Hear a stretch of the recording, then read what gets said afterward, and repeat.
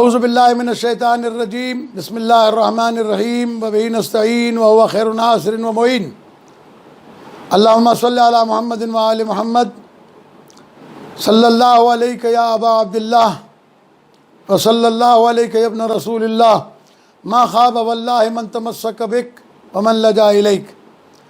اس video کے ذریعے سے میں تمام پاکستان کے عزاداروں کو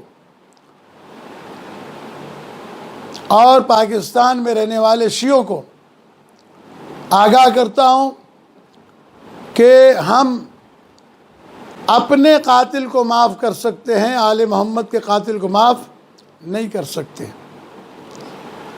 عزاداری امام حسین علیہ السلام ہماری حیات، ہماری شہرگ حیات ہے۔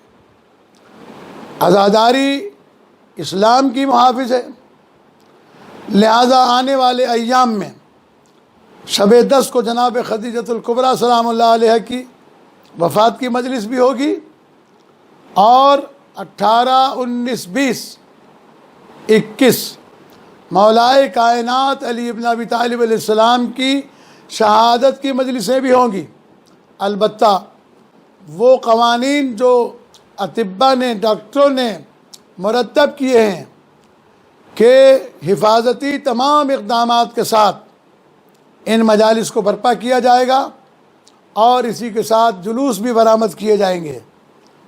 نہ ہمیں جلوس نکالنے سے کوئی روک سکتا ہے، نہ ہمیں مجلسیں کرنے سے کوئی روک سکتا ہے، اس لیے کہ پاکستان کے اندھے قانون میں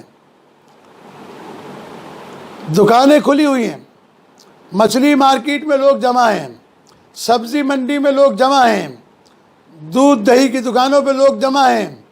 وہاں کورونا کسی کو نہیں ہوتا، صرف وہاں مجلس امام حسین اور عزاداری اہل بیت میں ہی یہ سب ہے۔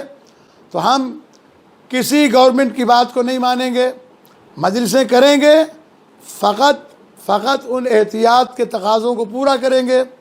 ڈیٹول سے ہاتھ دھونا، اور فرش نہیں بچھائیں گے، 3 فٹ کا فاصلہ رکھیں گے، اور اس سال عزاداران امام مظلوم دنیا والوں پر اپنے نظم و ضبط کو ثابت کریں گے کہ ہم جلوس میں بھی اس فاصلے کو باقی رکھیں گے جو فاصلہ کرونا وائرس کے لیے، اس سے بچنے کے لیے ضروری قرار دیا گیا ہے۔ لیکن ہم اس سلسلے میں کسی کی کوئی بات نہیں مانیں گے۔ اس سلسلے میں شیعہ علماء کونسل کا اعلان بھی آ چکا ہے، اور ہماری دیگر تنظیموں اور علماء کا بھی بیان آ چکا ہے۔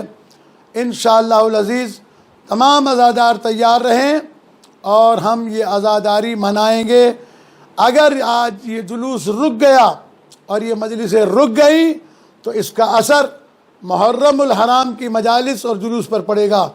لہذا ہم اپنے آپ کو قتل کرا سکتے ہیں، جیل بھجوا سکتے ہیں، ہم سارے عذاب مول لے سکتے ہیں دنیا والوں کے، لیکن ہم عزاداری نہیں چھوڑ سکتے۔ انشاءاللہ عزاداری ہوگی، مجلسیں برپا ہوں گی۔ والسلام علیکم ورحمۃ اللہ وبرکاتہ۔